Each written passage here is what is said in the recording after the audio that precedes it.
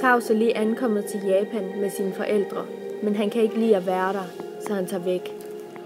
Da han kommer op på badeværelset, ser han en frø, og frøen tager ham med i den ukendte verden.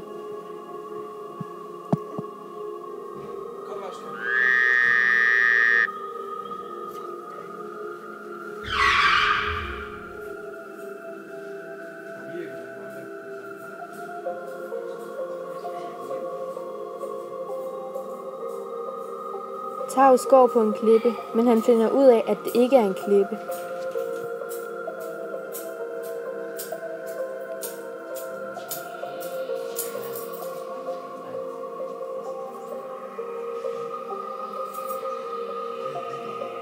Tavs er slippet fri. Nu er han tilbage i Japan igen, men han kan overhovedet ikke kende det.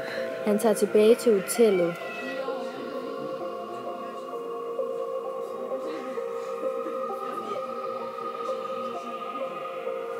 Tavs sover for første gang sammen med en pige, og han drømmer, at hans bror Theo ser sådan ud.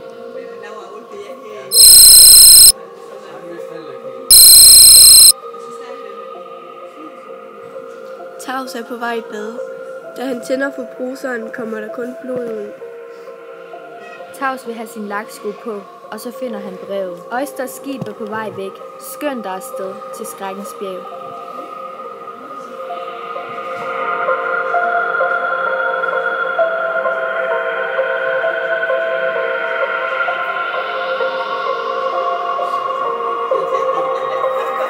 Ja.